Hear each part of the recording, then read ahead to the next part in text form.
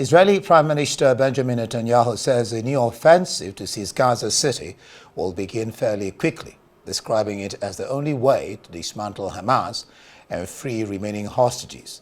Speaking after a call with U.S. President Donald Trump, Netanyahu said the operation would focus on 2 Hamas strongholds, with civilians moved to designated safe zones.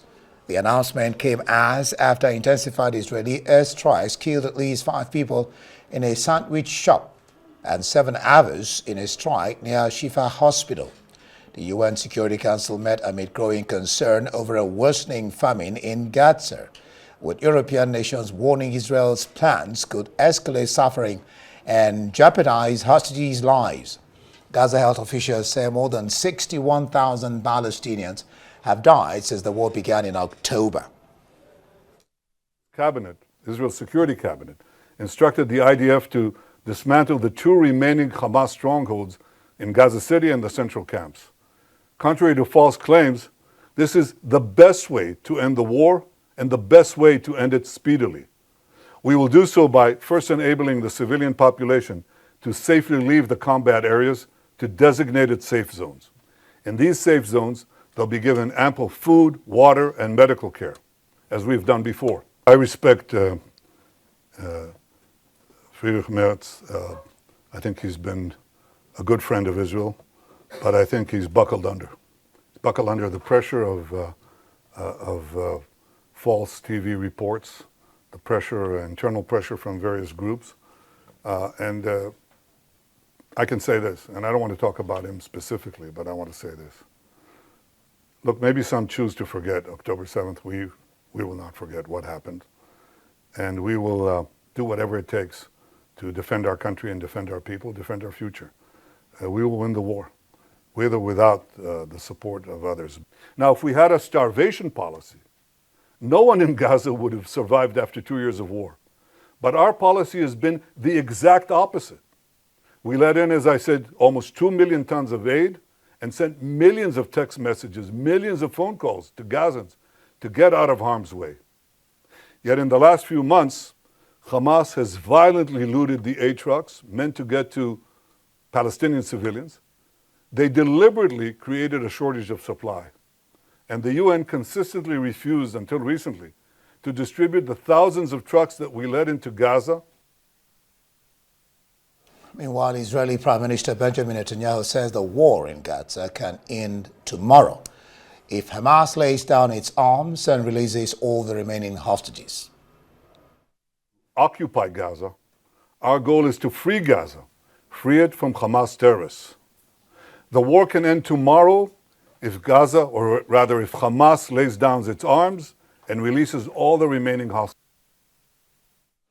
Meanwhile, Israel's military has confirmed killing Anas al-Sharif, a prominent Al Jazeera journalist it accuses of leading a Hamas cell and orchestrating rocket attacks in an airstrike on Gaza City. The 28-year-old reporter died alongside 3 other Al Jazeera journalists, a photo assistant, and 2 others when a tent near Shifa Hospital was hit on Sunday. Al Jazeera has condemned the strike as a deliberate attempt to silence independent reporting, rejecting Israel's claims as fabricated. Press freedom advocates and a UN expert say no credible evidence has been presented linking al-Sharif to Hamas. Al-Sharif, widely recognized for his frontline coverage of the war, had posted on X minutes before his death about intense Israeli bombardments. The Gaza government media office says 237 journalists have been killed since the war began, while the Committee to Protect Journalists places the toll at least 186. Al Jazeera described al-Sharif and his colleagues as among the last remaining voices documenting the war's prospect, or the war going on in Journalists from Al Jazeera is a crime that was not the first of its kind. The occupation, from the beginning of the aggression, has killed dozens of journalists. And this is a crime that the international parties must stand up to against. And there must be a court case against the occupation for these crimes that are committed against our colleagues who convey the truth. While Australia has announced plans to formally recognize a Palestinian state at the United Nations General Assembly in September, in what Prime Minister Anthony Albanese says is an effort to revive the stalled two-state solution. Announcing the decision after a cabinet meeting on Monday, Australia has joined the UK and Canada in recognizing a two-state solution to the crisis in the Middle East. Albanese stressed that this recognition is contingent on assurances from the Palestinian Authority that Hamas will have no role, just like Canada said, in the governance of any future state. He described the move as a step toward ending the violence, suffering, and starvation in Gaza. Confirmed that at the 80th session of the United Nations General Assembly in September, Australia will recognise the State of Palestine. Australia will recognise the right of the Palestinian people to a state of their own, predicated on the commitments Australia has received from the Palestinian Authority. We will work with the international community to make this right a reality.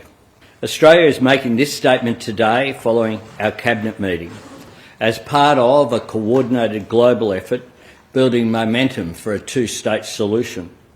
Over the past fortnight, I have discussed this with Prime Minister Starmer, President Macron, Prime Minister Luxon and Prime Minister Ishaba, as well as Prime Minister Netanyahu last Thursday and President Abbas last Tuesday. A two-state solution is humanity's best hope to break the cycle of violence in the Middle East and to bring an end to the conflict, suffering and starvation in Gaza. And to discuss this in detail, let's hear again from International Affairs Analyst Dr. Marek Laskiewicz. Marek, glad to have you again to discuss these killings and, of course, what you just listened to Albanese there. What was your immediate reaction when you heard about the killing or the death of these 5 Al Jazeera journalists? Well, there are 3 immediate aspects. First of all, Israel has justified this on the basis they're linked to Hamas, offering no evidence. And I'm afraid they have done this so often now that without any solid evidence, it would appear to be nothing more than simply a way of justifying in their eyes a further killing. There is, in any case, a secondary problem from all this, is that there is no free journalism allowed there. And as a result, what Israel is saying is not wholly believed. And it's of their own making, because were they to let the journalists in and were they to survive, they might actually give an account which in some cases perhaps supports the Israeli views. But as things stand, it would appear that this is a fabrication simply to kill more journalists before this invasion, which is a great pity. And what this also means, of course, that Israel's standing in the world as a democracy and as a society with some freedoms, including freedom of journalists, has received a severe setback. And the point here is that Israel, were it to be seen to be simply killing more journalists, and a great many have died, please remember President Putin has been taken to task by intellectuals because so many journalists have been killed in Russia, and we're seeing precisely the same here. Then on this case, the implication is that Israel is simply out of control, that it feels that it can kill anyone whom it so feels, which is not good in the long run for anybody, including Israel. So it is to be hoped that they will not pursue this sort of tactic of trying to silence our journalists, if that is indeed what they were doing, which unfortunately is a very strong possibility. Do you think that this is premeditated? By that I mean a desperate attempt to silence voices exposing the impending seizure and occupation of Gaza? I'm afraid that is a very strong possibility. The central problem is, until Israel provides credible evidence for this, and incidentally, other journalists have been killed too, but in this particular case, unless it provides evidence then there's no real reason to suppose that it has done anything more than simply assert that we're part of Hamas. Moreover, the absence of journalists being let in, the absence of free journalism there, is already unfortunately suspicious in today's world. And therefore, yes, it is a possibility, unfortunately, that that is indeed the case, as you've said. Well, Israel has been on a smear campaign against Anas al-Sharif, claiming he's part of Hamas and so on, and then he gets killed. What should the world make of that? Well, as I say, unfortunately, there would be a strong possibility that he was in fact killed because he was an independent reporter in Gaza, which Israel does not want.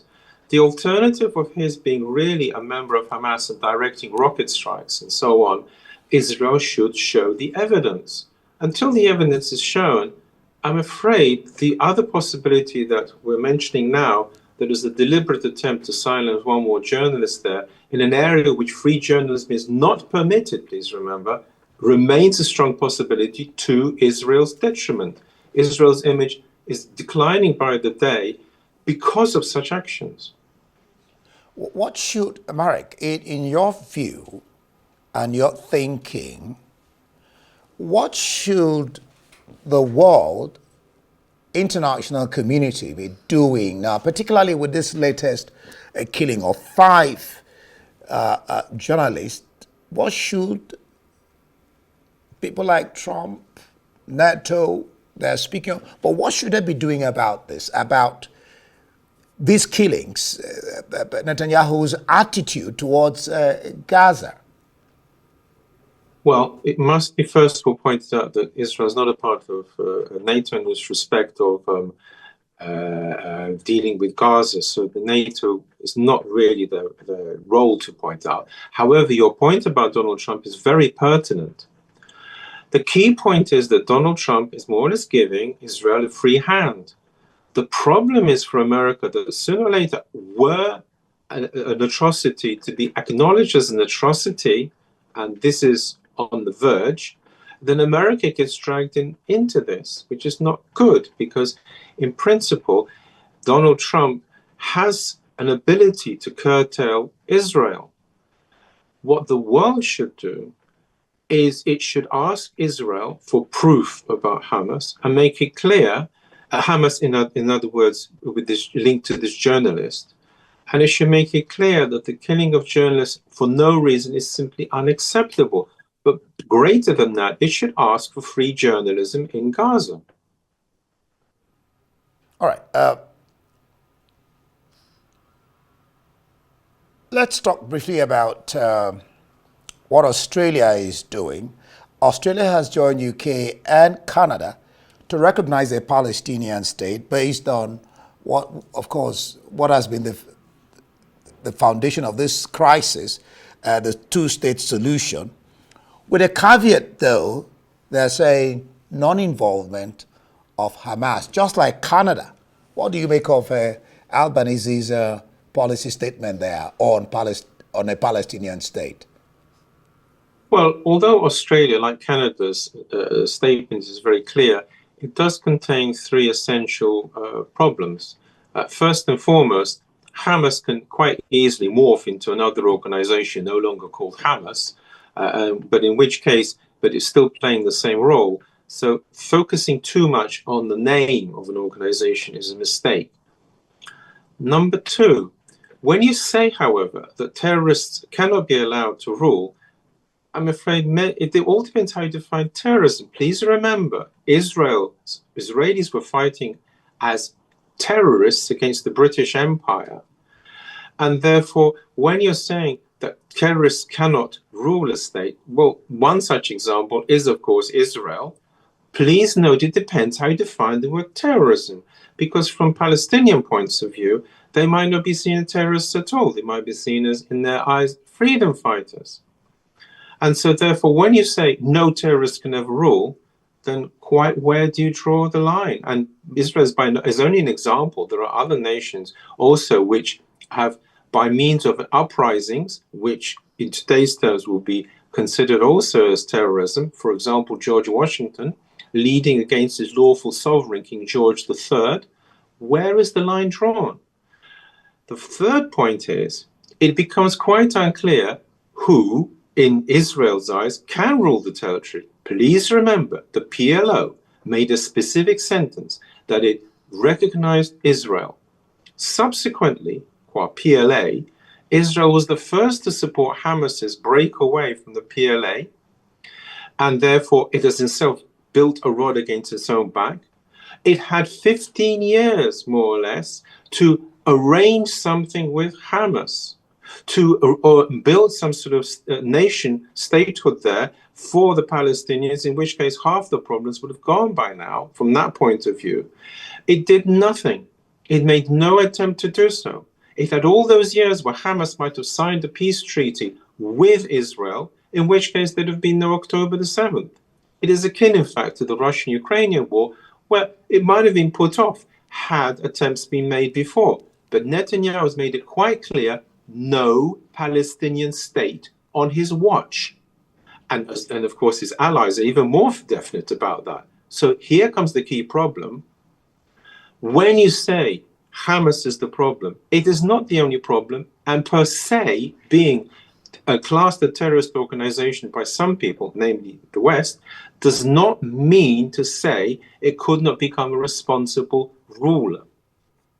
You know, you have a very key point there, because while you were speaking, my man went to South Africa, who was fighting against apartheid, and then so we're calling Mandela a terrorist and all that. So really, who is a terrorist? Who is calling one a terrorist? I mean, who determines that? Anyway, now, is Netanyahu really interested in the release of these hostages, or does his political survival override the safety or the release of these hostages while he is going on and on about taking Gaza over?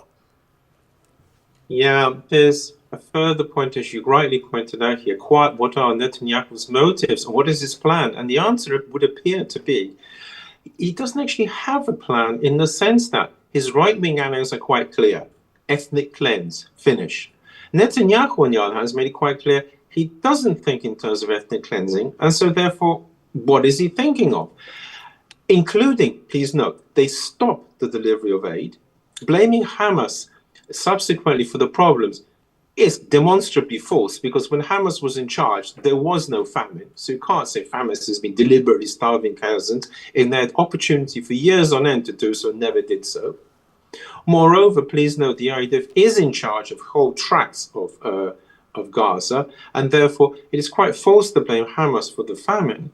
But the point is, therefore, what is the plan? If he's going to invade these areas, and here comes the key problem, the hostages might all be killed. That is what happened before, when the IDF accidentally came across some hostages, 6 of them, who were shot by Hamas.